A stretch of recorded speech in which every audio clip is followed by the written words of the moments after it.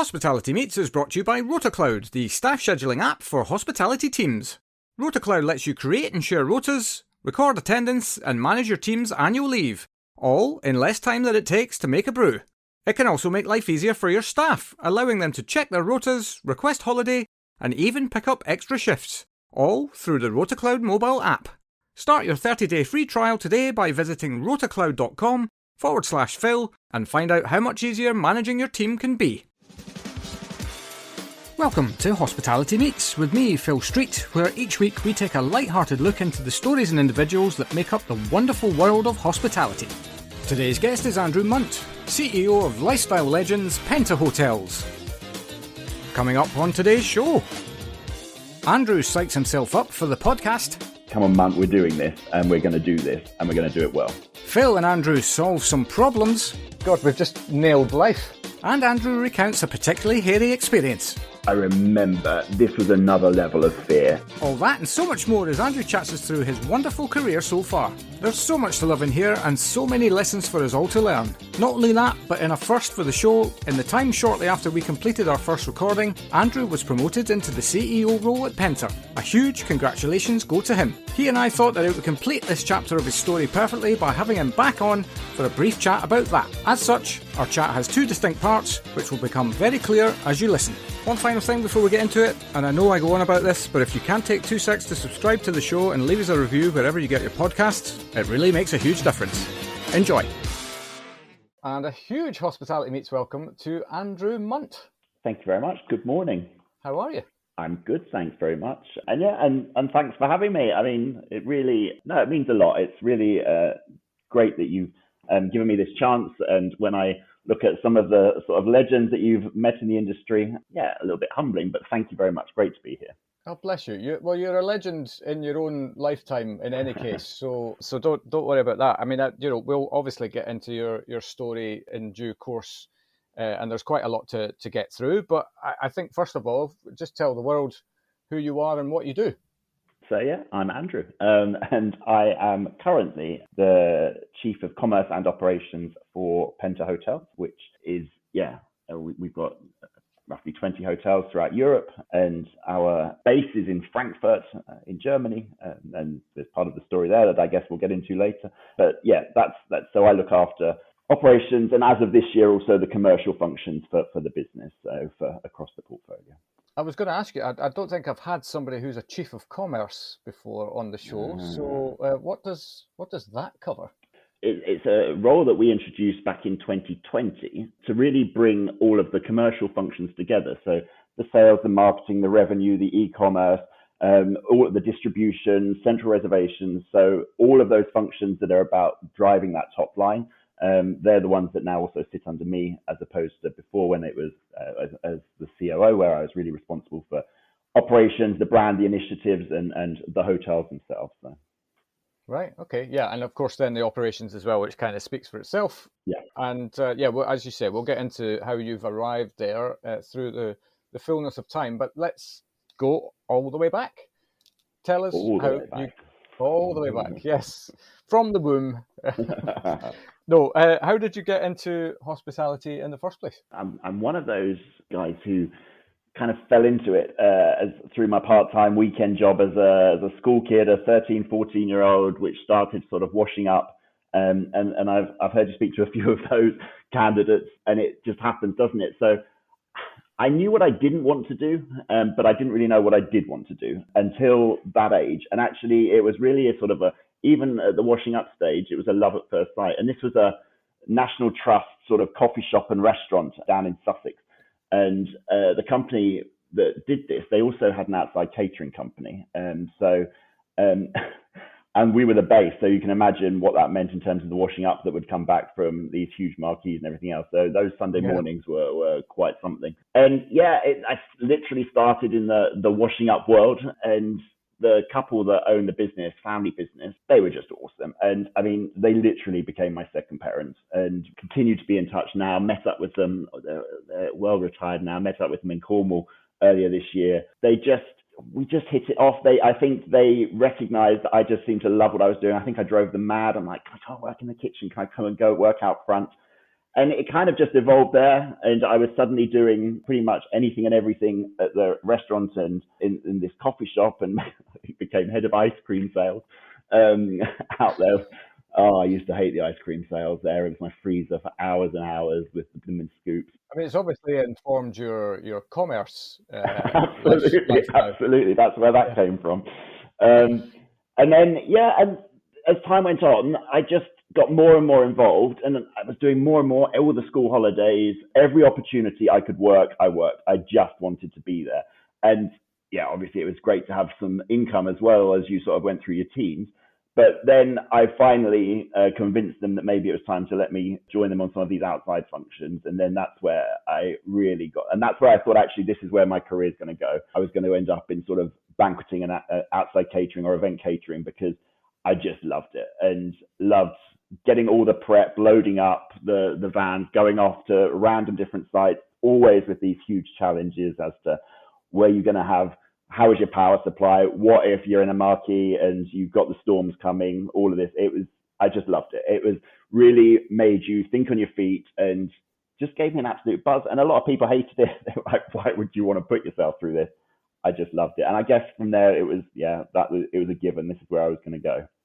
Although I have to say, it wasn't a popular choice. I remember my school really trying to talk me out of it and telling Really? me that, yeah. And that's why I guess, well, that's the purpose of why you do this, isn't it? I think back then as well, the industry didn't have great press. I think we've had an even rougher time of late. But I had teachers actively telling me, no, you should be going into accountancy or banking. I remember doing my work experience at the Midland Bank, as it was then. And I was just like, what am I doing here? This is so not me. This is not where this does nothing for me. If anything, it just, I guess further hammered home the point that this is what I wanted to do. But I still hear stories of exactly the same sort of stuff happening even to this day, whereby kids are being told not to go into hospitality, use that as your backstop for everything else. And as you quite rightly say, that's one of the reasons why I started this humble little show, was to try and show to the world there's probably a lot more going on here than you might give credit for as a career. Another case in point with yourself as well. What I really love about that little sort of entry level section is I can 100% relate to that love at first sight with doing the dishes. And I think I've even spoken about this on the show. I remember being thrust into the pot wash when the place that I was working at in America, they had a massive walkout of all of their Mexican staff. The debates over pay and all of that kind of stuff. And so it was an all hands to the pump kind of response, because we had a busy service just an hour away. And I had next to no experience, and I was put in the pot wash. And honestly, the most fun I think I might have ever had in my career. It was such it's just the hub of everything. Everybody needs you. They need stuff from you, and so you get to learn actually an awful lot about the business from as long as you then have, which I kind of also made a note of, you clearly had an inquisitive mind, because you were beginning to see, can I get involved in that? That looks really interesting. Let me have a bit of that as well. Yeah. No, absolutely.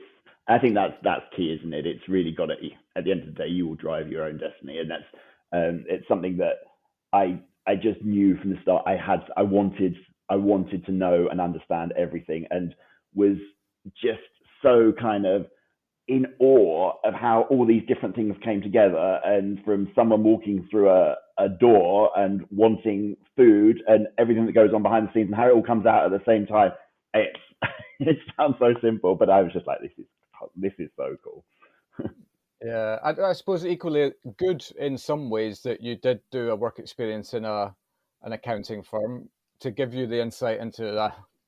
I don't want that's not what I want. That, and then almost cementing that other thing that you do want to do.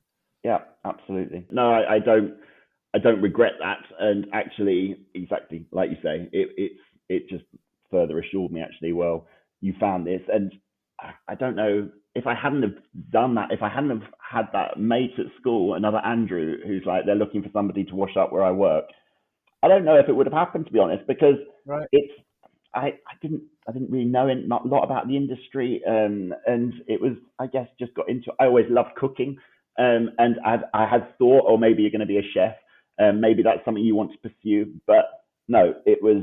If it wasn't for that, literally falling into that part-time weekend job, I'm not sure. Well, I Who guess we knows? probably wouldn't be chatting right now. Well, you never know. I suppose maybe you might have been miserable in accounting for your entire life. And I think actually that's something that just flashed into my head around is that maybe that's work that needs to be done in terms of not just identifying to the world that this is a wonderful career that you can have, but actually how do you measure success in individuals? And ultimately for me, and I've learned this as I get older, this is not something that came to me quite young, but I think you measure success in how happy you are in everything that you do. And if all of these boxes, for want of a better word, get ticked, what's to be, and you can make a bit of money while you're going along the way as well. What's not to love about that as a career? Yeah, I think that's exactly it. And I often have this conversation with my father, who spent his whole career commuting from sort of Sussex into London every day and didn't love it. It was a job, it was a career, and he often says to me, just, I mean, he sometimes, in true dad style, will stress as to, oh God, the stress that you're under and you're traveling so much and you're doing and how are you balance. But he's like, but I just see you're happy. And that is ultimately, you see so many people that are not happy in your career. We just spend too much time doing it. And if you can find something that you're going to be happy in, then surely you're going to be more successful in it, because it's Yeah. I mean, God, we've just nailed life. there you go. Right there. We can stop there. We're done. Yeah, we've peaked now. We've peaked. It's not going to get any better from you. But no, that's cool. So, what happened next? You were starting to make waves out front, as it were. Out front, yeah, and started to do the outside cage. So yeah, then I guess at this stage I was doing my A levels, and we were going through the whole, right, what next? What are you going to do after your A levels? And I wasn't really sold on going on to higher education. It wasn't really what I wanted to do, but I knew I wanted to get into this industry. And so I applied for, there was a new scheme, a new management training program I'll leave them as an unnamed hotel company in London. Fair enough. And it just looked incredible. I was like, wow, can you imagine what this program is going to cover over the next years, and being a part of it and getting exposure to this? You're going to be set for life. And there's a bit of a sort of trademark here, which isn't a smart one, but I didn't actually apply to do anything else at this stage, and I just went for this, and was like, this is where it's going to go. This is what I want to do. And in my naivety, that was the wrong move, I guess. But actually, this all kind of went. It unraveled a little bit from here on. So, I guess I need to give a bit of a backstory here. So, I was born with cerebral palsy, which affects my left side, and basically means, yes, I walk with a limp. I have I'm generally weaker on the left, but had been, I guess, one of the luckiest around to have had parents who made it their absolute mission to make sure I had the best possible life I could, and therefore was up every morning throughout my childhood with my mum at 7 o'clock, doing physio before school or whatever, trekking up to London for treatment and so on and so forth. And yeah, of course, that meant you went through school sort of with some bullying, and it meant you had some demons of your own, those sports days and everything else. But I'd always managed to somehow, I felt, pretty much live a normal life. And I applied for this training program and went through the application process, had an assessment centre, was up in London. Thought it had gone really well. Actually, I came home maybe a little bit too cocky, but convinced this was going to be the one. Got to final stages, and then I got just a letter, and it explained to me that actually, Andrew, we're really sorry, we can't take your application further forward because we don't believe that you'll be able to cope with the physical demands, especially in the kitchen. And right. I can't quite tell you, and actually just talking about it now, I can even however many years ago that was, what was that, 30 years ago, I can feel it sort of the frustration sort of building up as to, it just floored me. It hadn't dawned on me at any stage that I wasn't going to be able to do what I wanted to do because of the disability. It just, and I know that sounds naive, but as far as I was concerned, I was I was good to go. And I mean, this outside catering company, that's brutal. I mean, you'd be literally uploading your van at 7 o'clock in the morning. You'd be getting back at 3 o'clock the next morning, and you've done those days. So it hadn't even entered my mind that anyone would foresee that. And the fact that it had never been questioned or discussed, as it was just an assumption, and it floored me. And I can remember I had a reg tutor at school, Mavis Flower. She was just a legend. She picked up the pieces, and she really was like, okay, she dealt with it. She did some follow-ups with the company, and we got whatever happened, it wasn't going to go any further. But she really helped me get back on track in terms of, okay, we need a plan B, and we need a plan B quick, because you're coming to the end. And so decided then to go higher ed route, and actually looked at a few polys as they were then. So then ended up in Manchester, where I did my degree in hotel and catering management. Right. So, wow. Yeah, there's a lot to unpack there. First of all, what I kind of love about that situation is that, as you quite rightly say, I mean, you're lucky or not, right? With the parents that you have, and the people who surround you in your toughest moments, as it were. It sounds like you had exactly the support function that you need at home to be able to, like it sounds like your parents were trying to get you into they were building you up. They were getting you into a mindset that actually, don't look at the things that you can't do. Let's look at the stuff that you can do. And really, there's nothing that you can't do if you put your mind to it type scenario. And then you have the flip side of that, which is the outside world's assumptions of you and what you are and are not going to be capable of. And I suppose that is, especially at a young age, that I could see how that would absolutely have rocked you to your core, especially because you would have, at that point, you're like this little puppy, right? You want to get on, I want to learn, I want to see this thing in this world that we live in, and kind of start making hay. So to come back from that setback, I think is also, it I suppose it highlights another part of life, is that's always part of most people's journeys, is that there are going to be setbacks. But how did you kind of regroup and go again?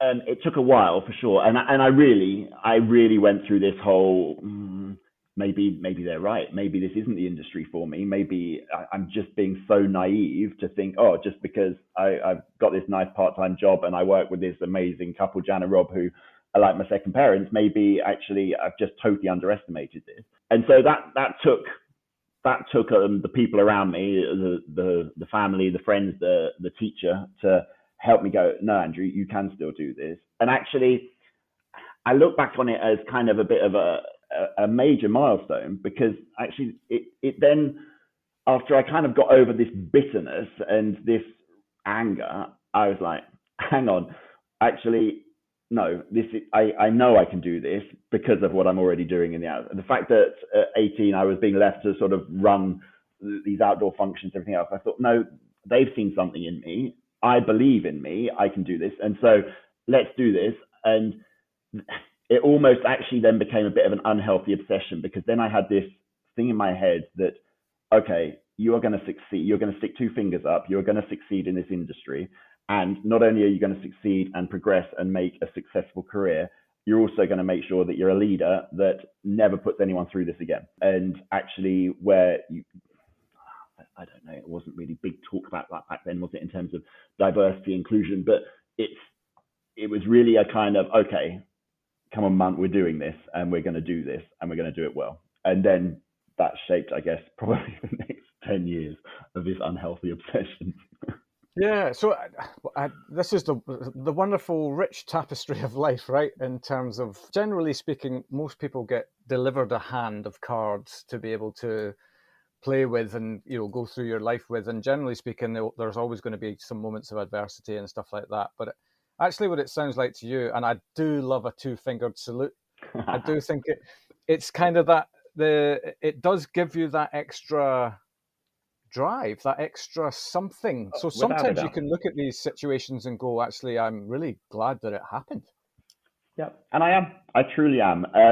And yeah, as even feeling what I was feeling as I was just telling the story, I'm like, thank God it happened actually, because who knows what would have happened otherwise. And I'm not sure I would have had the same level of drive and hunger to just go for it. And yeah, I was really like, no, we're gonna do this, and I will prove you wrong. I will prove the doubters.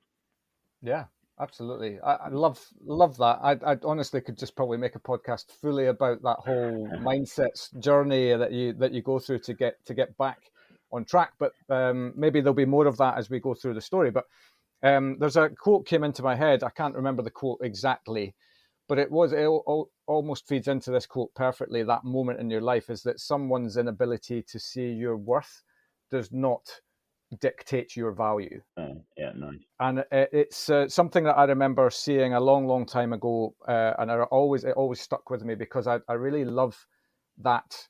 That's all about you then internalizing your capability, and actually, it's got nothing to do with what other people think about you or what they think your ability or inability is. It's all about your own ability to see your value, and it sounds like that you got that through that process in the end. Yeah, and I think yes, absolutely, and of course, I don't know. I'm naturally somebody who will doubt and question and throughout, but it certainly changed a whole heap of things. And that quote's really cool. I like that one. I will use that one myself in the future. I'll find the actual quote. That's not it word for word, but I'll find it and I'll send it to you. But in any case, I do love a quote. So there we are. Right. Let's continue to move on. So you've had the setback which you've recovered from, and you're now throwing yourself into further education. Yeah. As well. So yeah, what happened next? So that was Manchester, the old Toast Track as it used to be called. And that in itself was a big wake-up call. That's something I realized actually, kind of my naivety. I didn't have a great first year there, and I just wasn't really kind of getting into it, and it took a little while to become comfortable. And then I did, and actually I loved the course. I loved what we were studying. I just enjoyed everything about it. There wasn't really any part of it that I didn't enjoy. So then I thought, okay, more and more, this is you've done the right thing in terms of if you've got to do a plan B, then this is the right one. And actually, in hindsight, what it did was also allow me to have probably one of the best experiences of my life by getting a year's internship in the States. So I went to sounds weird, a tennis and a ski resort in New Mexico. Okay. And this was my first experience of hotels. I've never. Down there. Sorry? I thought it was hot down there. Yeah, not in the winter. So this was, I went out in my third year, and it was my first real experience of hotels.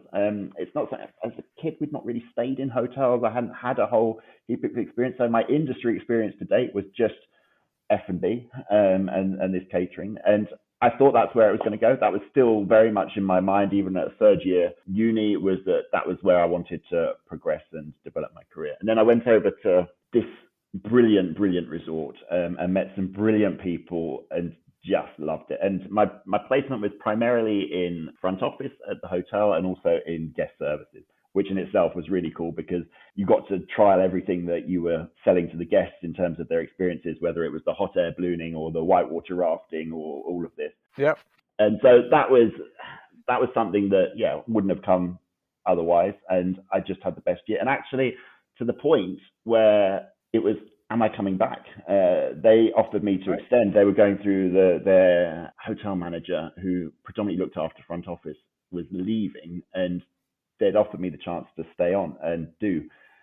And I was pretty much thinking, I'm going to do this, and was discussing it with the uni at the time. And they're like, if you don't come back now, you're not going to come back, because actually we're finishing your degree program. So this is the last year. It's now or never. Right. So it was really a big toss up. And I'm not sure if I made the right choice or not on that one, but I came back and I did the degree. Right. And left with a really heavy heart, because I had the best time. Although there, I have to say, I did find actually something I couldn't do, and that was skiing. Skiing was the one thing where that one, anyone can tell me, Andrew, you can't ski. I'll take that one on the chin. But we tried. And yeah, so came back and did the final year in Manchester, and then graduated at that point. What was I then? So 22. Yeah, so already you're 22 years old, and how many sliding doors moments have you had in your life already? Yeah, no, there were a few, I guess. There were a few. Yeah. Yeah. It's weird, isn't it? Because it's only when you start talking about it, it's only when you have a conversation like this where actually, you kind of do reflect on that and think, oh, yeah, you're right. But I think you can't look back on the moment and think that you made the wrong call, because ultimately you've had and are having a really great career so far, which we're obviously going to continue on through. But yeah, I suppose in the moment as well, especially if you're having so much fun and you just feel connected to something, and they get you and you get them. It's a wonderful place to be, isn't it, when all that happens? And again, it was the first time where I really, really understood about the relationships in this industry, because you're out there in a foreign country in a culture that is totally alien to everything that you know, and pretty much the people I worked with were my life. And this is where it really first struck me as to, wow, you make these connections that on paper wouldn't necessarily work, but you just end up with these relationships and friendships that are just another level. And that I really hold really close. That was really precious. Yeah, totally. And I mean, I think as well, again, something I've spoken about many times on this show is that when you're that age as well, sticking a little bit of travel and work experience overseas, I think serves you so well, doesn't it? I mean, just in terms of getting the blinkers off completely, and just spreading your eyes both in all directions. Yeah, no, absolutely. And I mean, I know you've talked about sort of the cruise ships and everything. I can only imagine how cool that is in terms of as an experience and what that must open you up to. That's a special part about the industry. Yeah, without question. Yeah, okay, so you're back in the UK and finished your degree. What happened next? So maybe it would seem that I didn't necessarily learn the first time round, and actually I only made one application. So I went to a jobs fair in Manchester, and all of the brands. And at this stage, I decided actually maybe F&B in hotels is where I wanted to go. So that was kind of what I was thinking, and I was quite clear on that. I knew that actually having experienced hotels in the States, I wanted to be in hotels. And I knew that ultimately I wanted to get to sort of general management level, but figured that my route would be through F&B. So I went to this jobs fair in Manchester. All the big boys were there. And actually there was just one that just seemed to connect with me. And back then it was Jarvis Hotels. And I just liked I liked their pitch in terms of, we're going to build this training management program around you and what's right for you. And it was really quite flexible. And so we had this conversation, and then this time it did work. It did pay off having just the one application, because actually then they offered me. I'm not sure if they offered me, because actually if I think back to the interview, it was in the Piccadilly in Manchester, and we were midway through the interview and the fire alarms went off. And I remember us having to go down the fire escape, and it was Pauline Brown who was interviewing me. She had to break the glass to go out of the escape door. And then there were these guests coming down without anything on their feet. And she was like, oh. And then suddenly I saw my CV on the floor, and everyone traipsing over the CV to evacuate. Part of me still wonders if that's how I got the job, because it was just a bit of a memorable one. But anyway, I got the job, and credit to her. She gave me an in through events, and gave me this sort of events operations role in Hatfield at the Comet Hotel. And that's where I started. And then it kind of went from there. That was the beginning of quite a few years with Jarvis, who then became Ramada Jarvis. Yep. And this was where it was at. And this is where I sort of, going back to the two-fingered salute, and where my obsession of succeeding almost became a little bit unhealthy. I just put probably too much into it. I had some stupid thing in my head that I had to be the youngest general manager in the company. This was all part of this, right? I'm going to prove to you. And back then, it seemed like the way to do that was to become a general manager and be young, and to get there and be young. I can't even believe I'm saying it as I'm listening to myself. I'm like, what are you talking about? So I grafted. I did everything. I was really there when I didn't need to be there. I was living in, so the delights of staff accommodation. But again, I go back to what I was saying before about those friends and those connections when you're all living together. And Yeah. But yeah, Janet Gray was our HR director, and I remember having a brilliant conversation with her. And she's like, Andrew, where are we going to take your career? You've been at the Comet for a while now, and I'd progressed. I had a brilliant general manager there, Charles Rolls, or Mr. Rolls as he was at the time. And he had really allowed me to develop and take on more and more with F&B to eventually become sort of ops manager for him. But Janet was like, we understand your hunger and desire. What do we need to do? You've got no sales experience. And again, I mean, she took a bit of a gamble, because then she gave me the opportunity. She said, why don't you go down to Gloucestershire? There's a sales role, sales manager's role. And I just remember thinking, you've got to be having a laugh. Why would you do this to me? Why would you put me in that? And going back to sort of what I talked about earlier in terms of the demons and everything else, I'm an ops guy. I'm a good operator, I think. And that's my safe zone.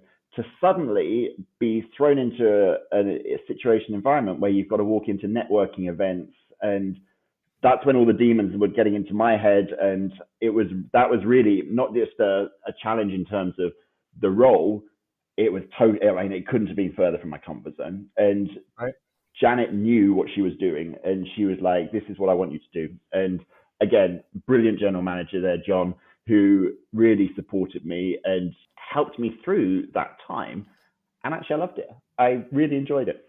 I don't think back then I was brilliant at it. But at least you're learning the mechanics of it. I learned, and that's it. And we often talk about, don't we, the opportunities in this industry and what you get exposed to and the opportunities to learn. And they really let me learn. They really, really let me learn. So yeah, that was how that went.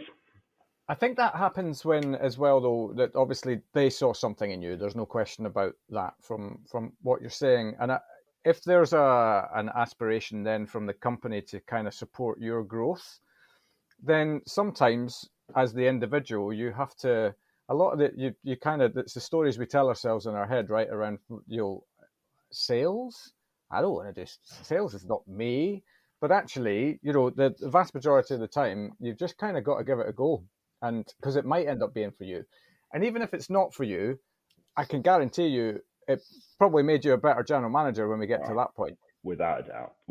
And that was the conversation we had. As she was like, if you're going to do this, I want you to have had it. I want you to know what you're talking about, and I want you to have gone through it. And absolutely, it was. And that's the learnings, isn't it? I didn't know I wanted to go into hotels until I was working in one in America. I didn't know I wanted to go into this industry. And what to say, actually, I wasn't going to go into sales, and that was where I was going to go. That's one of the things I love, as to, you just don't necessarily need to, you don't know where your career is going to go in this industry. It really, so many, as one door opens, there's so many opportunities. And I think that's one of the best things about our industry. Without question. I think you're pretty much every story, every conversation I've had on the show and away from the show, when you talk about people who've really made it in their career, in inverted commas, the vast majority have just been open to opportunity, rather than having incredibly a rigid set of goals that they want to kind of hit and aim, and we'll make that, and then of course you set your own internal goals, as you know that this is the thing for me and I want to keep moving forward. But that keeping moving forward can come in so many different guises. Yeah, no, absolutely. And like you say, I mean, you hear this story so often. There's so many different ways to get to that final role. And well, you don't know where it's going to take you, as I say. Absolutely. So, got your feet under the table in sales. That's probably all it was. So then what happened? Then they were going through a bit of a reorganisation back in Watford, which was one of their biggest hotels, 200 plus rooms. I think the hotel's gone now, actually, on the old A41. But went back there, and they had decided actually that they were going to have two operations manager because it warranted it. So one to look after F&B and one to take rooms, housekeeping, everything to do with sort of front of house and non-F&B. So I guess you can guess. Of course, I didn't go for the F&B. I ended up in the front of house rooms one. And again, got into it and just loved it. I mean, starting every morning with our head housekeeper in her office and chatting through the day and something I've not done, and looking at what was going on and looking at the challenges and doing the checks with her. It's just another side. And then also to take over the front office team. And I mean, that checkouts on in that place on a Friday morning and those queues and everything else. It was just another experience. It was another one to tick off. And then actually Nick, who was he was the F&B guy alongside me, he left. And then we had a new GM as well. And we decided, or they decided at that stage, actually, we'll just make it an overall ops manager. So at that point, I took in on F&B as well. And was really, then it felt like it was a bit of another level. Then you're sort of suddenly exposed to a whole heap of grown-up stuff, and it was busy and big. And that was all going well. And then we had the opportunity that the general manager in Ealing at London West had become regional GM.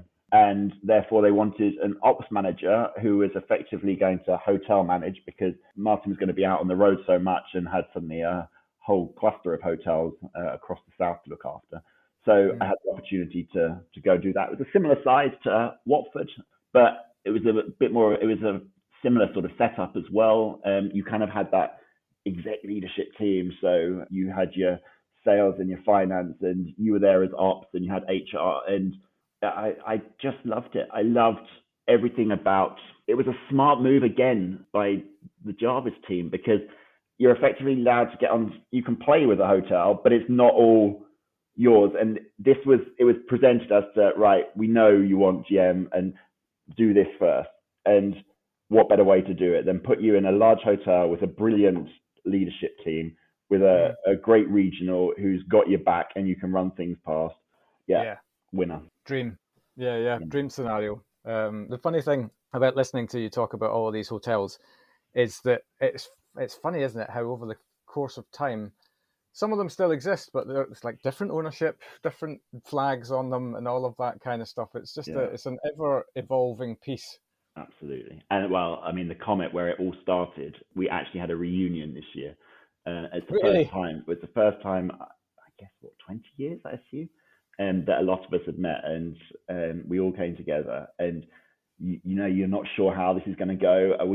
Our lives have all changed so much in this time. I mean, that was what I was there, 1993, I guess, 95, and you weren't sure how. We got there, we met for lunch, and we were still sat in a bar at closing time that night. Still, we just picked up, to walk back into the hotel and see how it had changed under new ownership and renovation, and I mean, all of them, they're all in totally different.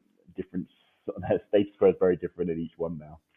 Yeah. Do you find that the banter that you have with these people kind of is the banter that you had with them back then as well? Because I noticed this when in COVID, when I reconnected with all of my uni mates, and it's not that we had been disconnected; it was just life had got in the way, but we got together and did Zoom catch-ups and basically just got drunk into the night on a Saturday is effectively the way that it went. And all the banter that we were having was as if we were all 19 years old again. It was quite liberating. It was a wonderful experience. And it never really dawned on me that actually, yes, everybody grows and gets on with their lives, but when you reconnect with the people that, and you get a lot of you together from that same era, you kind of, I don't know, brings back your kind of, immature side as much as your mature side. So true. So true. And that was also, the Comet was also, I mean, that's where I also met my wife. So it was, I mean, great. It was both of us back, and both of us literally back to that whole, where it all began, with the people who, I mean, played a part in our wedding and everything else. So it was really, and you're absolutely right. You just, you go back and you sometimes seem to take your whole way back there in terms of your behavior and what you're chatting about. And yeah, really cool.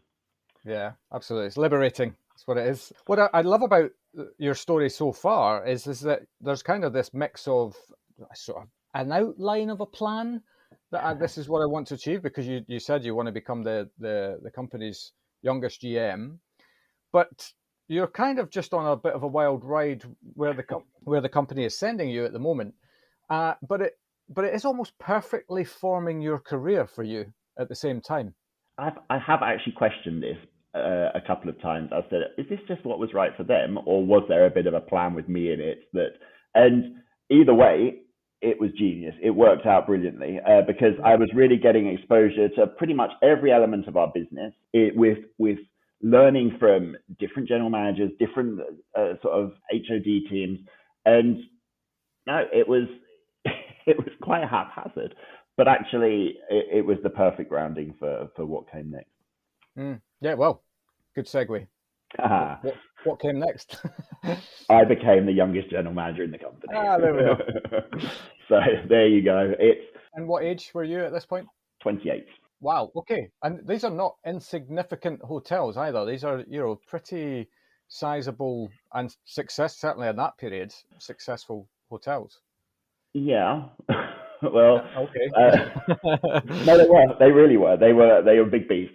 And this was a wake up call, because having gone from that situation in Ealing, London West, so my first GM's position actually was, they sent me to Chichester, and this was 70 beds. And it's true what they say.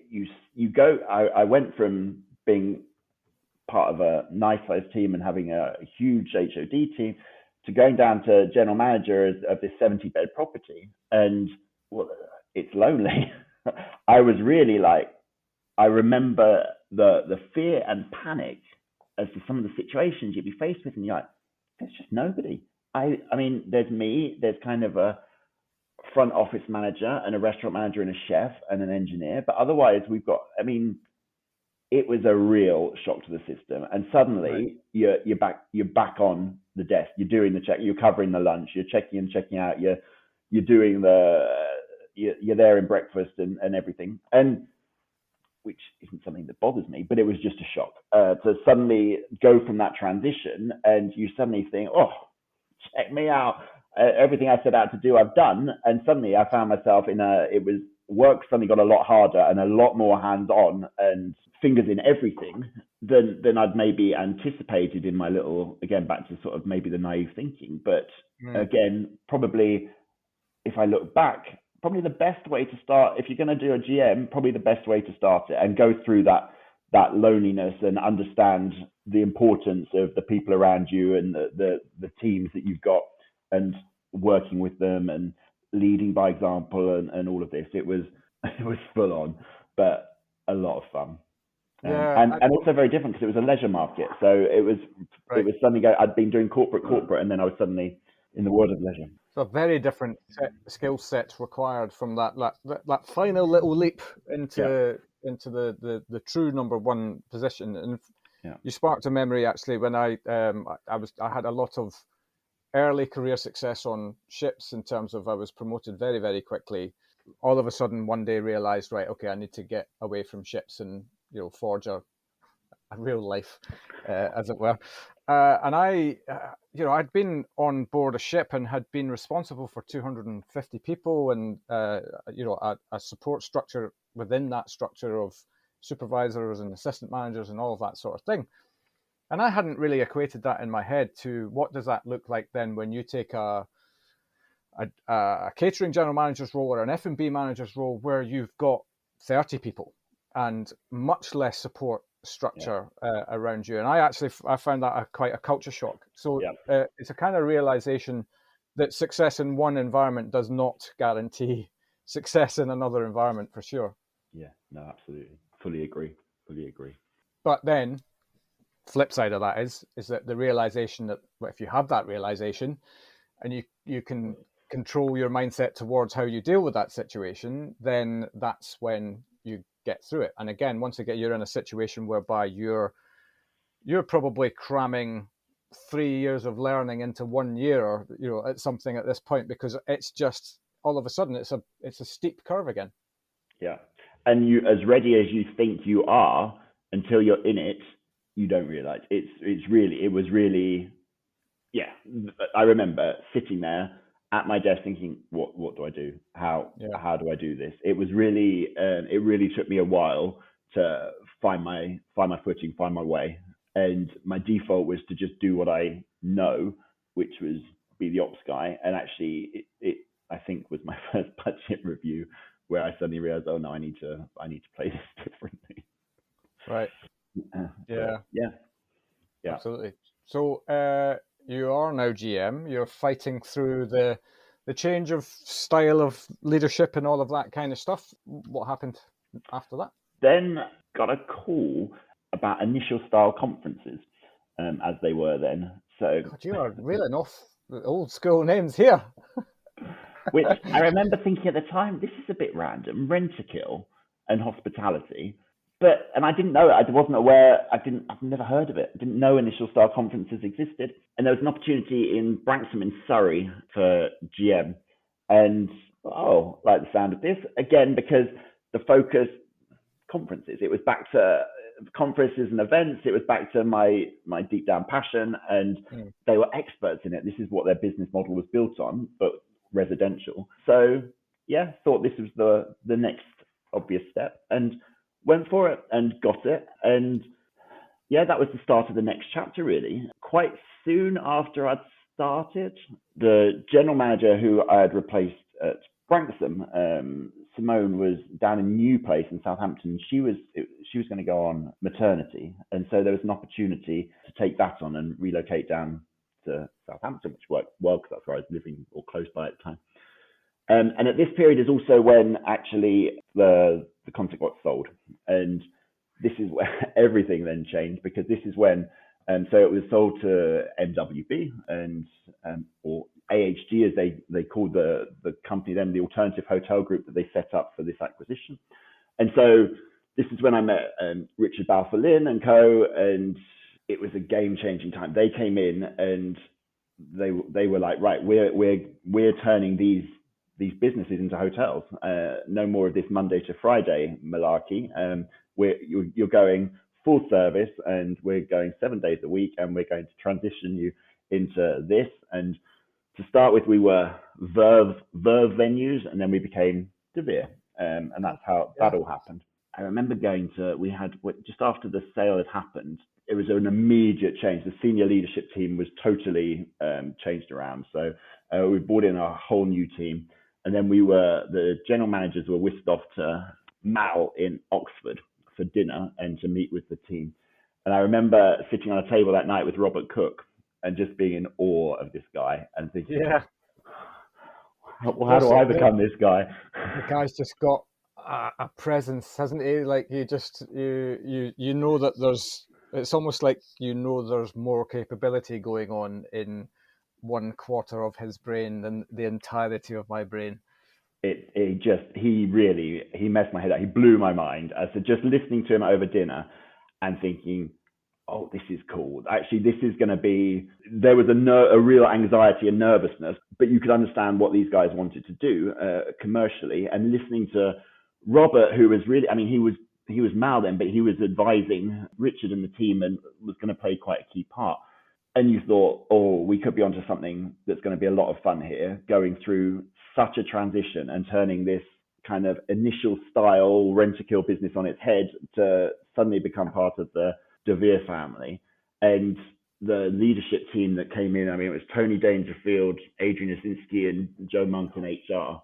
And it was just, for me, this is where everything really started to get serious. This is where it all began. We lost a huge amount of our team and GMs. We went through such a period of transition, and we were just changing. Every week there seemed to be new news and new stuff happening. And I remember, so at this stage I was down at New Place in Southampton, and Joe Monk rocked up and talked to me, and she goes, I want to talk to you about an opportunity. And at this stage in the business, it was kind of a standing joke. If Joe rocked up in the office, you weren't quite sure how this was going to go. And So the fact she wanted to talk about an opportunity, and I remember laughing, saying, "Well, so long as it's not Staverton, then that's okay." And she went, "Why would you not want Staverton?" I kind of see where this is going. Golf. I was like, why would I want golf? And I mean, Staverton and Wakefield were kind of the two flagships within the business, and it hadn't even dawned on me that they would consider me for something like that. I mean, I was in sort of their smaller properties, and she said, no, we want you to do Staverton. And I was just, Joe, but there's a golf course and there's a golf club. Really? And so she was like, absolutely. And I talked to Adrian, and it was such an opportunity because it used, I forget, I think it was Barclays, but it used to be a residential training venue for one of the big banks. And so the business was pretty much guaranteed, but they were exiting. So they were coming out. So Staverton had to go what we called back in those days open market. And suddenly you were going to be fully fledged transient, and you didn't have this guaranteed client who was in your hotel every day. And it was what, 240 beds, 60 meeting rooms, golf course, leisure. Jeez.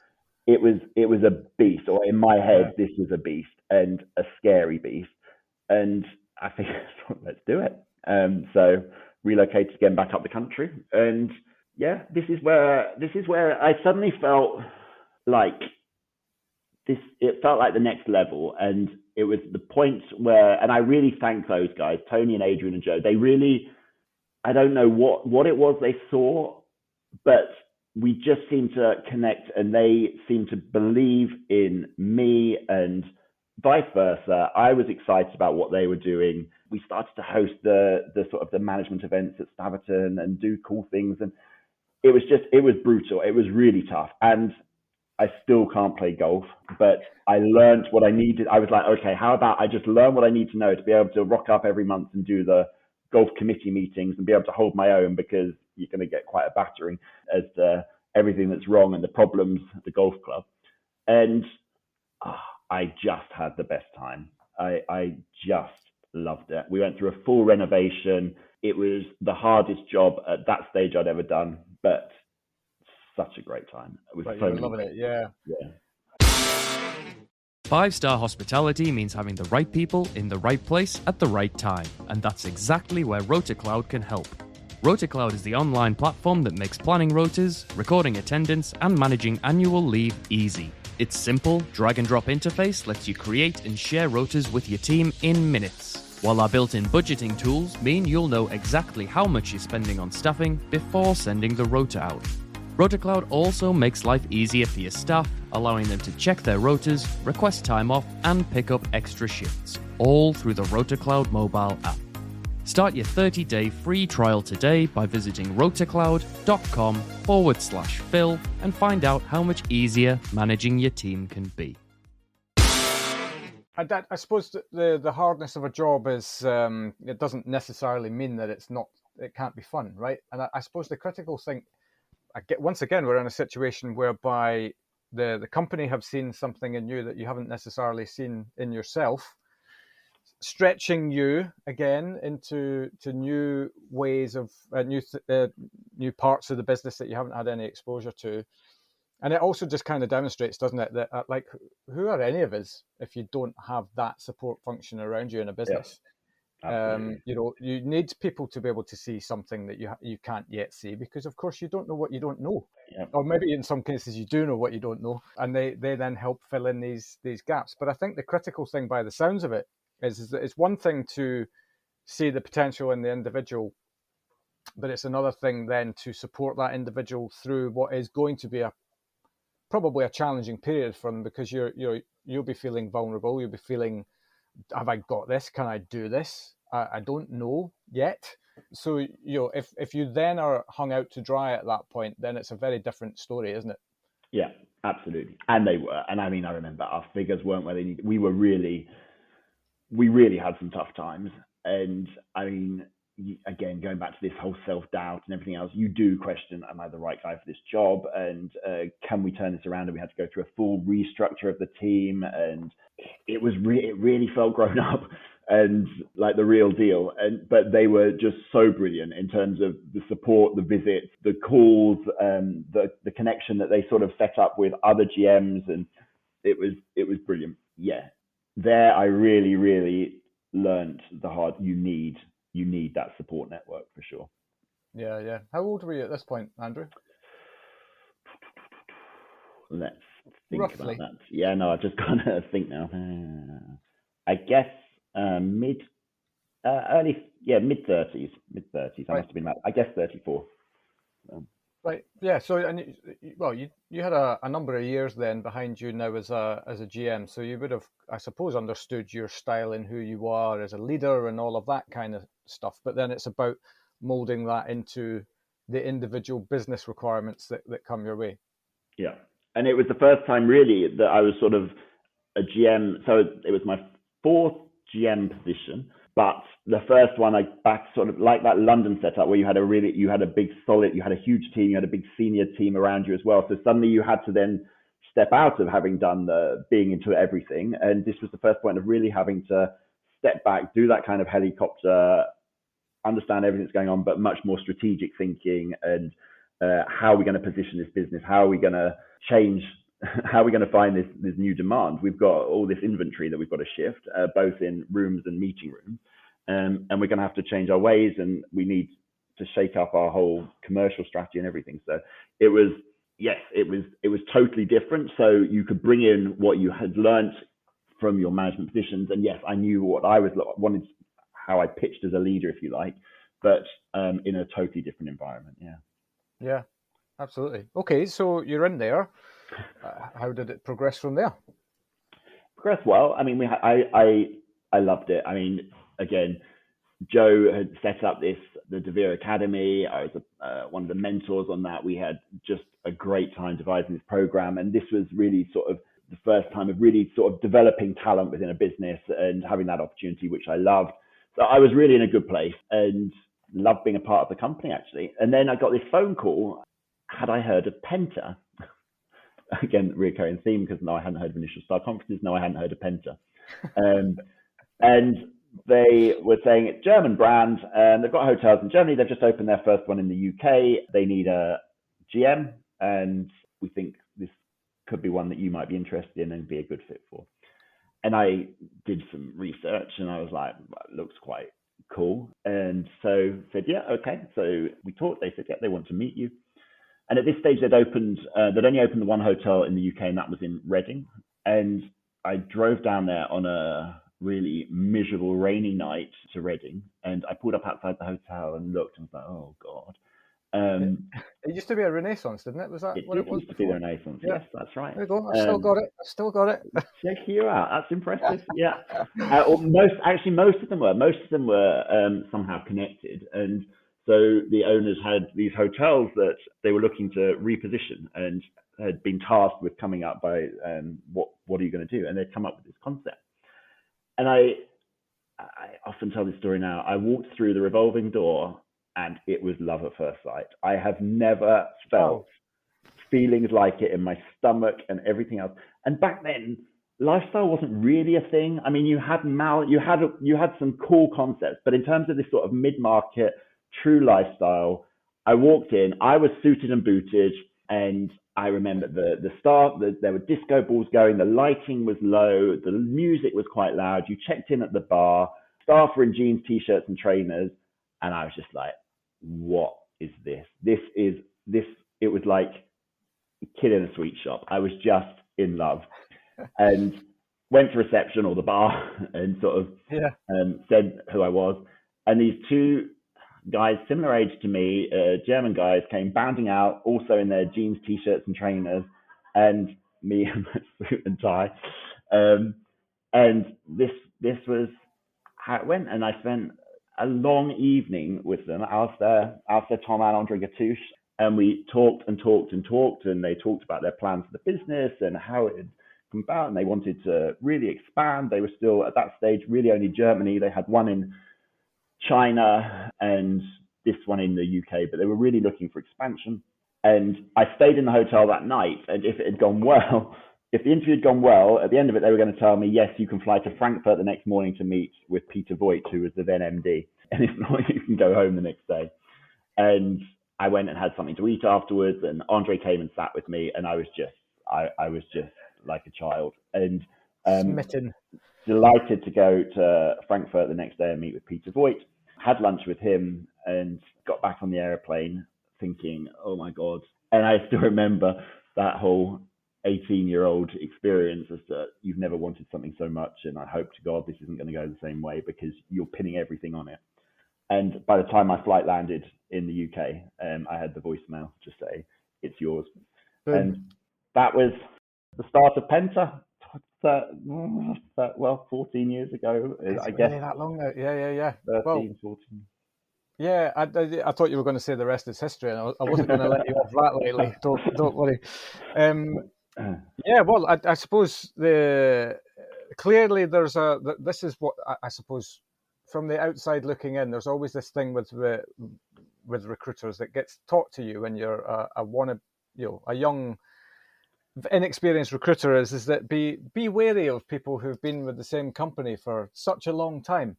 But in actual fact, you cannot mark everybody with the same brush, one for one. But and especially your journey in Penta, and I know your kind of roughly know your journey. You've never stopped. I was going to say it's a job that just kept giving, but I guess that was a two-way thing. I guess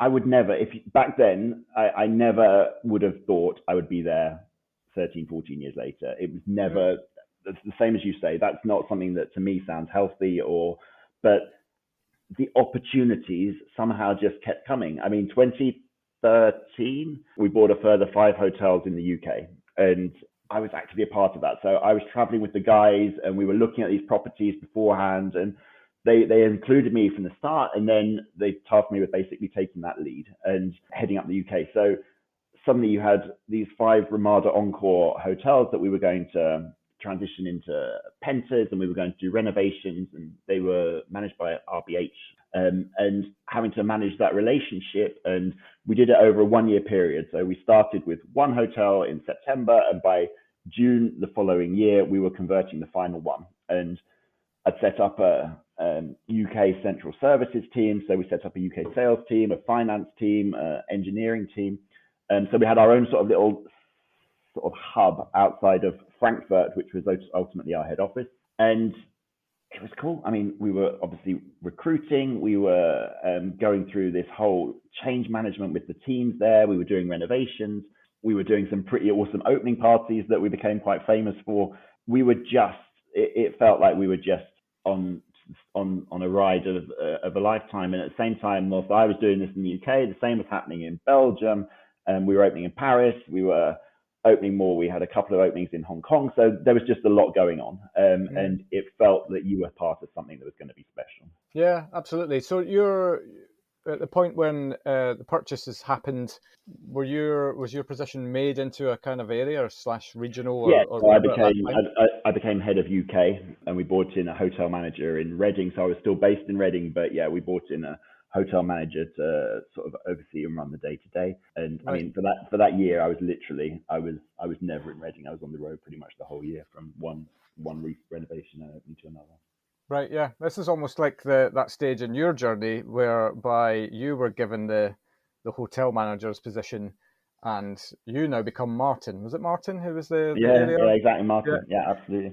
And see, I do listen, and occasionally. But describe what that's like then in terms of going, because you said that one of your major loves is operations. You love to be involved in that. How do you then? Because obviously being an area is a very different set of skills. Again, getting involved in acquisitions is also a very different set of skills. Again, how do you manage that transition? Or does all this now come quite naturally because you've had so many instances whereby you've just been put into something because you were the right person for that job at that time? It felt pretty natural, I have to say. And I've actually had this conversation in the last couple of weeks with someone who did a transition from sort of this general manager to a corporate role, and actually were like, no, it's not for me. But I think because I still had Reading, and we were building something that I just felt so passionate about, and because we were doing the openings and I was so in it from the beginning in terms of, right, I was the one that was placing the orders for everything that they needed in terms of how to become a Penta Hotel, what we needed to put in, whether it be your plates, your bedding, whatever, your specs. It was, you were in it, and it was just this excitement and level of energy that just, it made you forget everything else, because it was just such a cool time. You were just so, and again, I mean, Andre Gatouche was just, I mean, it became a bit of a standing joke that I'd almost say good night to my wife, and then I'd be saying good night to Andre, because we'd be having an end of day call as to, this is, whilst he was walking his dog, as to, right, this is what's happened today. And he let me, I mean, he was in Germany, and he let me get on with it. But again, that support network, I mean, I must have driven him crazy with my questions, because the step that you had to make was another level. And you again were faced with stuff that you just didn't know what to do. But he took everything and more, and was really sort of an absolute legend in terms of that period, and just made it feel natural and I wouldn't say easy, but okay. Yeah. But that, I mean, that's proper leadership, isn't it? I mean, you've got, especially when you're asking people to step up, you've got to make yourself available for questions, because there's going to be lots of questions. Yeah, no, absolutely. Yeah, so brilliant times. And then a few years after that, I was actually getting to that stage of and I was conscious as to that CV that you were talking about, Phil, in terms of, it's the timing is probably, you probably need to start thinking about a move. And we're 2017 here, and actually I was thinking we were going to go into our own business, like my wife and I were going to do our own thing. And then Andre rocked up one day in Reading, unannounced, and told me that he and Alistair were going together. And they were both going, and they were going to go and take over the lead at Generator. And we were owned, so Penta, the family, we're part of the Cheng family, which was Rosewood. So Sonia Cheng, Hong Kong, was ultimately who Alistair was feeding into in terms of the sort of where it all finished, and her dad, Henry. And he made this announcement to me, and I was like, but what the hell? Penta is you two. I mean, Peter Voigt had been there very much, but then they'd split the company earlier on, and Peter had gone kind of to the asset management ownership side, and Alistair and Andre had really taken that. Alistair as MD and Andre as Senior VP Ops. And when I thought of Penta, I thought of those two. They were it. And the fact that you were going to suddenly lose these two people was, it was a bit mind-blowing and scary, because you're like, I was going to say that probably alarm bells going off in your head at this point. And those guys, I don't know, I've never experienced it anywhere else, but there was something about them. It was incredible. And suddenly the thought of the two of them going, you were like, well, what the hell does that mean for Penta? And I remember just the sheer shock. And then Andre saying, but they want to talk to you. I was like, what the hell do you mean they want to talk to me? Who wants to talk to me? Yeah, Sonia. Sonia doesn't know who I am. How would Sonia know who I am? Yeah. And again, this was their doing. They had sown and planted that seed. And then Ali flew over that afternoon, and we went out and we talked and we went through everything. And they're like, so would you fly out to Hong Kong to meet Sonia? This is just bonkers. So I did. and I truly, no word of a lie, I truly thought she was just going to say, look, you're kind of the only one who's in this sort of country lead position at the moment. Would you babysit for us whilst we find new leadership, because the two of them have gone? And I remember walking into this restaurant, and I mean, Sonia Cheng's a big deal. And I walked into this restaurant and they sat me down, and it was in her husband's restaurant. They said, yeah, Ms. Cheng's already ordered. 64th floor somewhere, was it? Yeah, exactly. And so Ms. Cheng's ordered, and she'll be with you in just a bit. And then she walked in, and I mean, this was butterflies and nerves. And she's the respect I have for this lady. And she sat down, and I remember it didn't get to a good start because I only had chopsticks, and she had ordered. So I'm there with this icon in my mind. I'm trying to eat my lunch, which I couldn't do because my chopstick handling back then was pretty non-existent. Food going on, and I was like, this is just not going well. You couldn't be presenting yourself in a worse way. And she's like, Andrew, do you want a fork? I was like, yes, please. And it seemed to cut the ice. And I listened to her, and I was just like, wow. And because I'd never understood why she had Penta. Why would Penta be a thing? She's got Rosewood. She's got these most incredible luxury hotels throughout the world. She didn't need, it's my playground.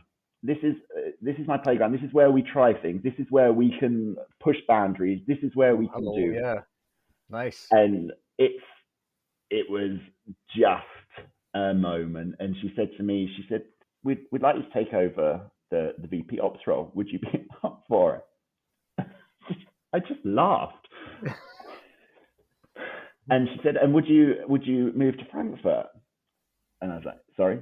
And she said, would you move to Frankfurt? And I was like, oh. And I thought, there's no way my wife and kids are going to be up for this one. Right. I was like, oh, Sonia, thank you, but I don't think, I'll ask the question, but I can't see it. So anyway, phone's home from Hong Kong. Yeah, let's go. Maybe it's the right time for us. Maybe we need this. And so we did. And stars are aligned. I accepted the role. We moved to Frankfurt. I started a little bit of an expat life, and suddenly I'm responsible for all the Penta Hotels throughout Europe and Asia. And here we go. Yeah. My God. Yeah. I love stories like that, though. And once again, here's another circumstance whereby your brain is telling you, they're not going to want me for that. That's, I'm not ready for that. I'm not ready for that. And then all of a sudden, you are ready for it, and you're in. And you've now, rather than having a few hotels, you've got many hotels to look after. Yeah, absolutely. And oh man, I remember this was another level of fear. This was okay. I'm moving to Germany, and I remember we did Alistair and Andre's leaving party in Berlin, and I'd said to all the GMs, right, the next day we're meeting, and I thought, how are they going to feel about this? Because in previous years, I've been at the GM meetings as one of them, and I remember one in particular, the first conference call I ever did with Penta, and Alistair started the call. He's like, sorry guys, we're going to do today's call in English because Andrew's joined us for the first time. And I remember one of the GMs going, well, maybe Andrew should bloody learn German as we're a German company. Ooh. And I was thinking, I've got to walk in now. As of now, the whole company is going to be run in English, and I've got to somehow pitch this right. It was, the feelings and thoughts that went through my mind in those days. Yeah, that was another level, I tell you. That was some sleepless nights. Yeah. And going in and just saying to them, look, I'm not Andre, I'm not Alistair, and I can't try to be. This is we have just lost the two people that were Penta and made it what it is. And all I can tell you is I love what we do. I love this brand, and I just want to, with thinking about what Sonia had said to me in Hong Kong, I want to keep us growing. I want us to continue evolving and taking it to the next steps. And yeah, just. That was the 6 months that I will never forget. Right. Well, for probably a great deal many reasons. It's actually a running theme through your story, it seems, that you have surrounded yourself with the right people. They've given you opportunity that perhaps you didn't feel like you were ready for. You've taken it anyway, because maybe there's underneath all of that imposter syndrome is this person who trusts the people that you are working for, and that you take what they say as being, that they're going to have your back, basically, that in your moment of need. Because I think, a career build of this ilk it's a two-way street. You've got to find the businesses that you engage with, and equally they've got to find the people that engage with what they stand for. Yeah. And when that happens, it's a very, very special place, and it can affect the growth and well-being, and it sounds like you've not spent a huge amount of time in your comfort zone throughout your life, but that's all good, right? Because look at who you are and what you've achieved now. Yeah, no, absolutely. And that was 2017, and out of comfort zone, but just living my best life. We were looking at opening hotels in Bangkok. I was going to Kuala Lumpur, meeting with owners who wanted to put Penta in their hotels. It was talk about out of comfort zone, but the experiences you got and the people that you had around you. And by then we had Eugene Stahl come in as our MD, who, in terms of his way of thinking, his creativity, he was just an absolute inspiration and an absolute delight to work with. Again, just how much he taught me. And he really, really helped me with down transition. So I had a few months where I wasn't with anyone, and then I had Eugene. And in terms of all of this development, it was another level. He really kind of guided me and supported me through the hard learning of what you needed. And and then in 2019, actually, Sony decided they were going to sell. And so that was suddenly another big deal, and you're there. And it took us a year with working with Peter Boyd. We were looking at going through these pitches and due diligence and everything to sell Penta. And it finally happened at the end of 2019. And we were bought by German asset company. And again, we thought, okay, this is a good opportunity for us because actually they have so many hotels already in Europe. But it meant at that stage that we were parting ways with Asia. So we were becoming European. So this was, again, a big change. Again, we changed leadership team. So Eugene left at this point, and then they brought in a new MD February 2020, Rakir Brackman, who I still work with now and who I need to meet later this afternoon.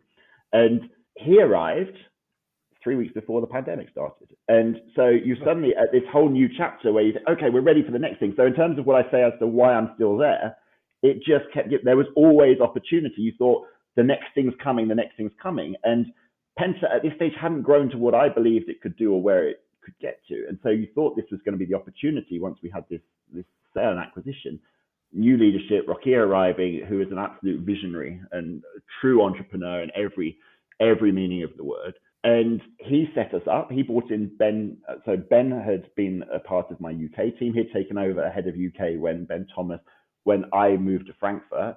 He then joined as the chief of commerce. And we had this sort of three-way leadership team. And again, it comes back to what you're just saying, the people around you. And we went through the lowest of lows as we went through the pandemic.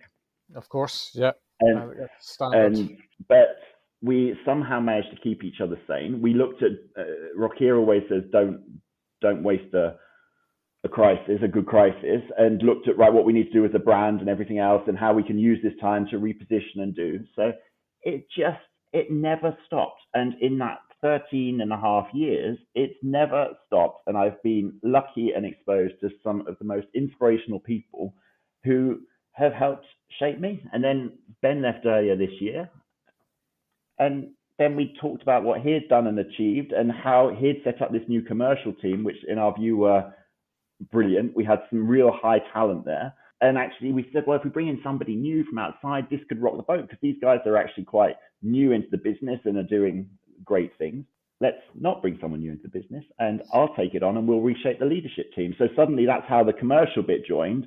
We restructured the team below me and brought in a new layer. And again, there was just further opportunity. So it's just not stopped.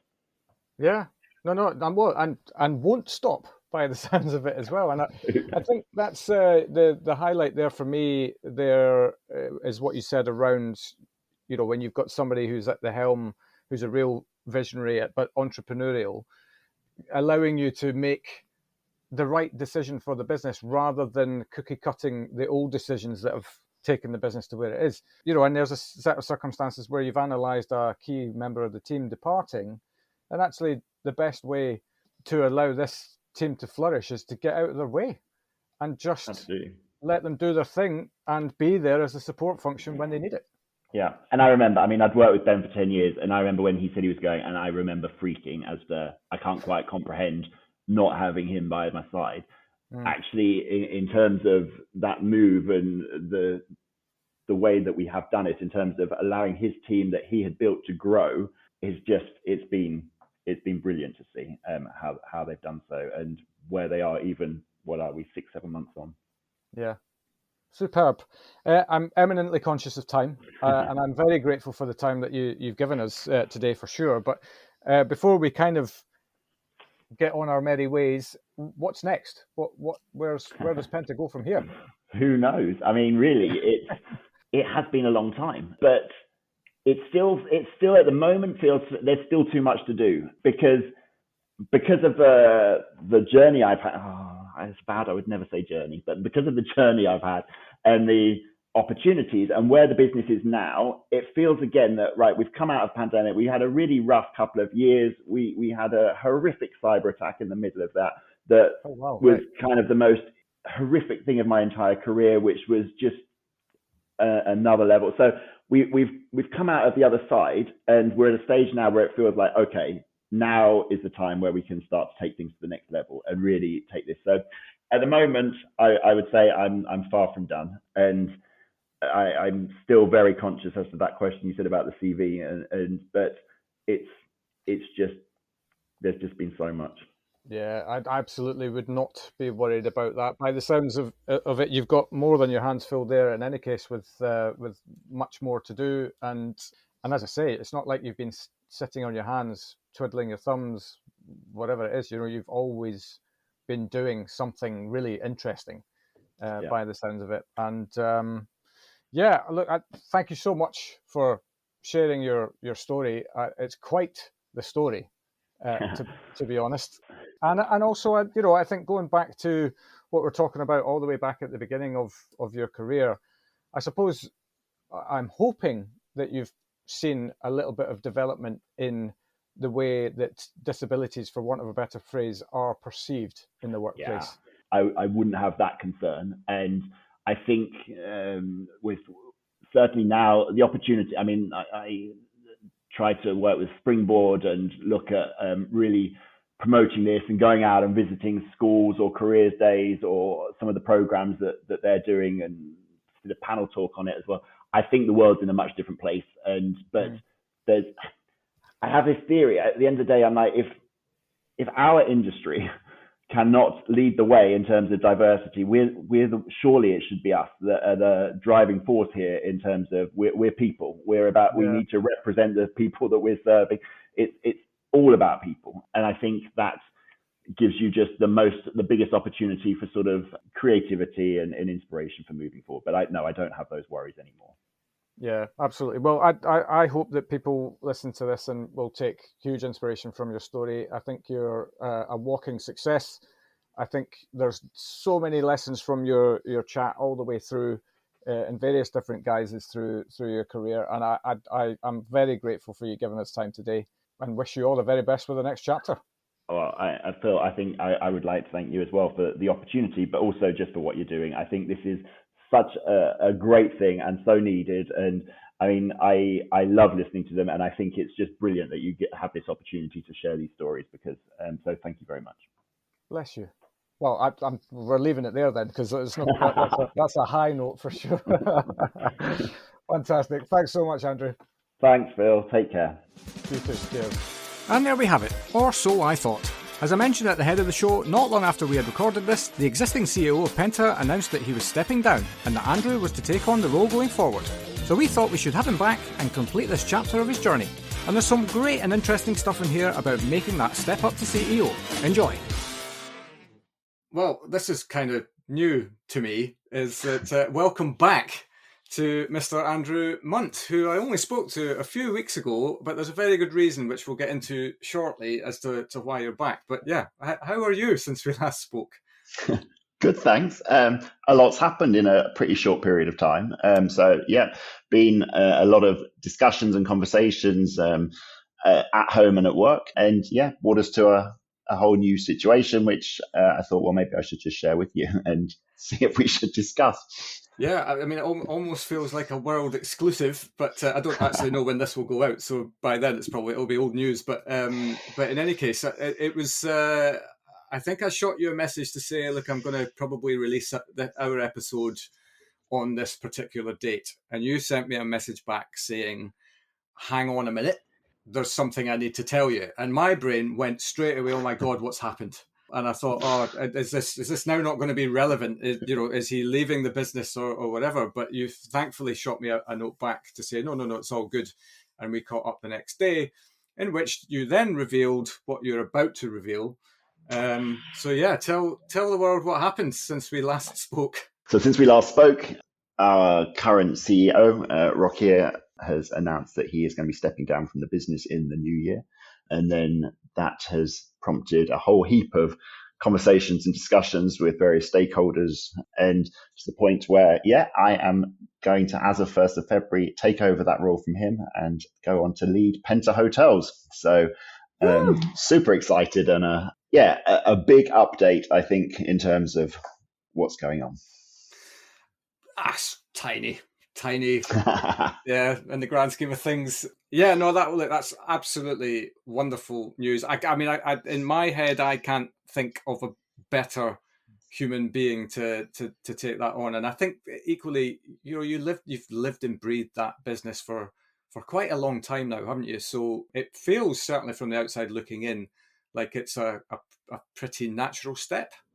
Yeah, I mean, we talked a lot last time, didn't we? And you asked me sort of how it felt that these last 13 and a half years have created sort of opportunities, and where my brain's been questioning, am I ready for it? Am I ready for it?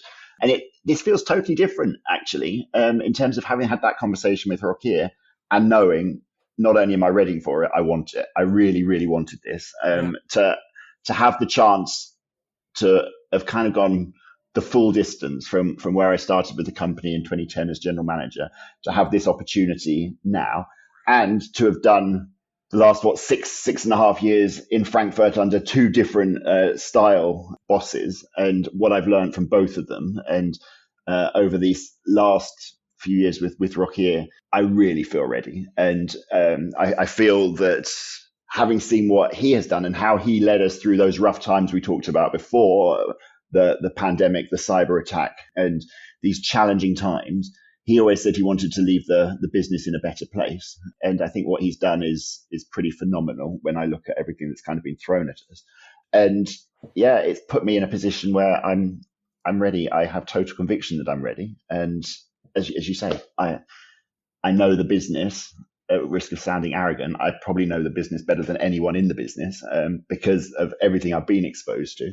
And so to have that chance to now pick up the baton and take us to the next stage at a time where I already feel we're in a good place. I think I talked last time about the shift in momentum. We've kind of really come out of the other side. We're talking about some exciting projects. And so it's nice to be going into it thinking, yeah, I'm ready and right and just dead excited.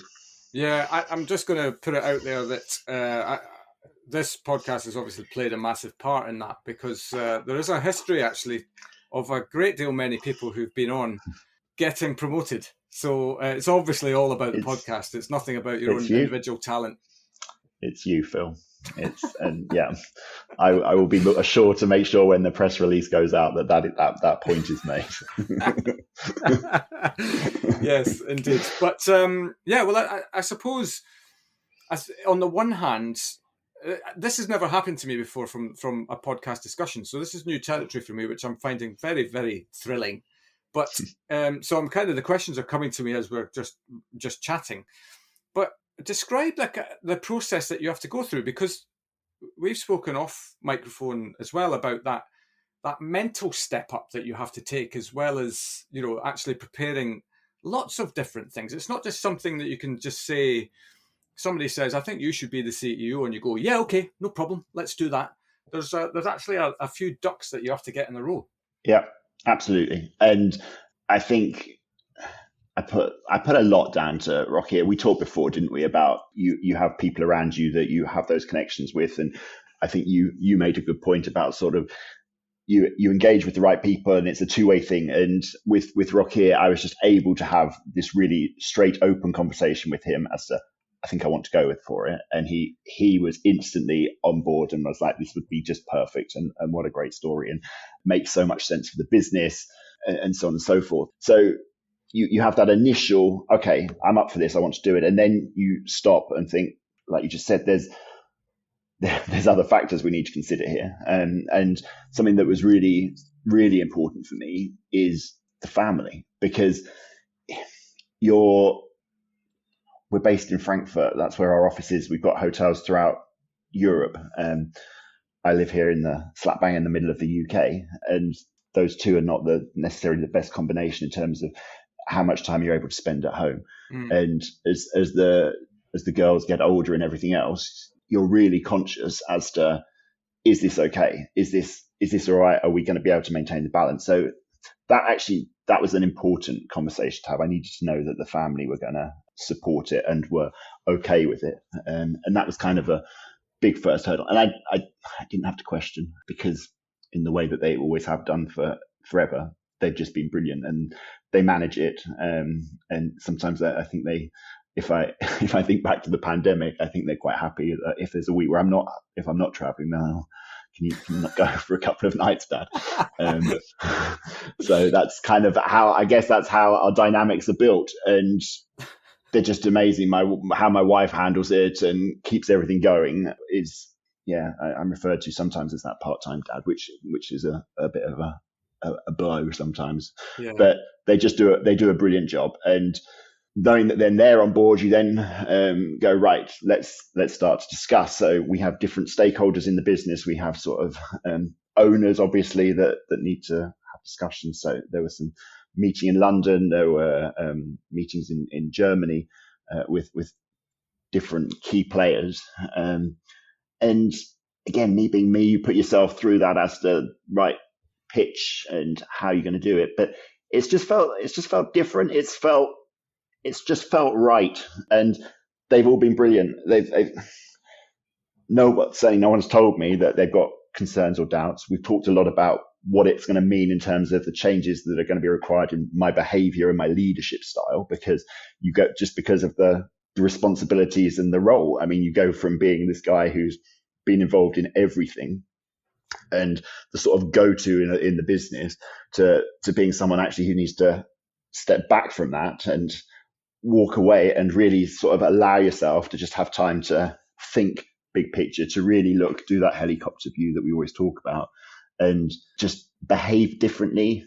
And that's been quite a big part of it and is ongoing. And again, lucky to have Rock here sort of by my side, and going into the future to sort of sense check that with me and have as a sounding board, and for him to just sort of remind me, Andrew, you can't do that anymore. You're going to need to think differently or behave differently. So the learning never stops, does it? I think we talked about that last time in terms of it's these experiences and everyone that comes along, what it does and what it opens you to. And you already realize just in sort of conversations that you have with these stakeholders, actually you're at a different level. The conversations are suddenly so much more bigger picture and strategic than what's going on in the day-to-day business. Yeah.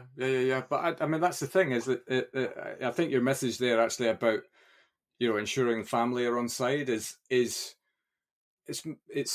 sounds like such a simple concept, but actually you can't get to where you're getting to without the support of those around you. And that's not even, I suppose, just from the family perspective. It's you've got to take so many people along on the journey with you. Yeah.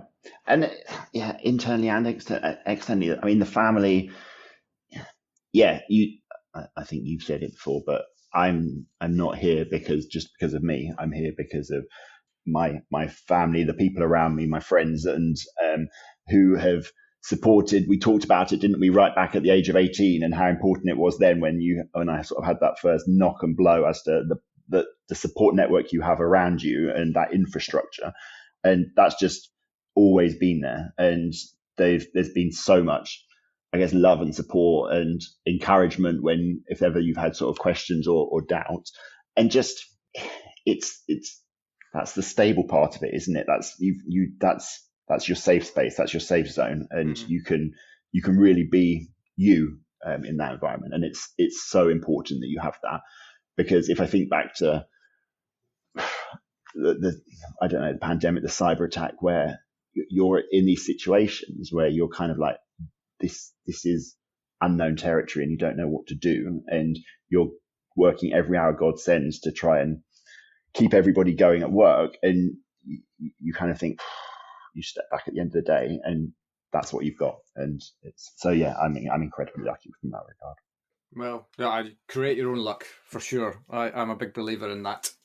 Yeah. Well, so you're going to take the helm in February. When will this be announced to the world? Just so I know when to post this.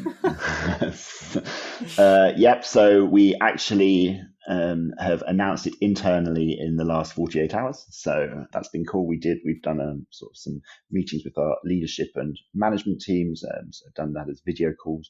And actually, something I think was a nice thing we did, we each recorded a personal video message. And as opposed to sending out a written announcement, we've done it as a video announcement to everyone within the team, first sort of from each of us as to our feelings and the reasoning behind it and what this means for the business. And I guess the nice thing as well is that it's not somebody new coming in. So I think that's quite reassuring as well, hearing the reactions from the team over the last sort of day as to, we know what we've got and we're continuing.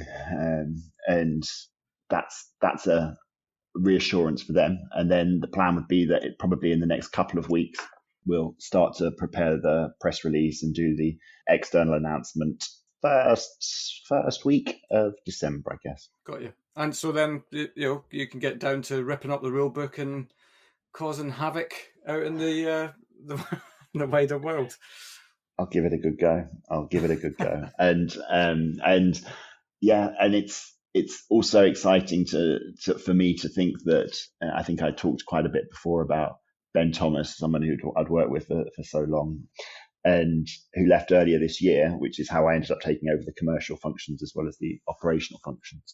And actually, what's even better news from my side is that he has agreed to come back and take on my current role. So it means that in terms of our overall structure within the business, it doesn't change. It's just different people in the roles. So he takes over me, I take over Rockhere, and we both know the business. We've both been a part of shaping the strategy, and we can move on. And Great same as I said back in 2017, it's, of course, we're all different individuals. We have different styles and different leadership behaviors, but ultimately the direction that the ship is going, we can continue, and looking forward to doing so.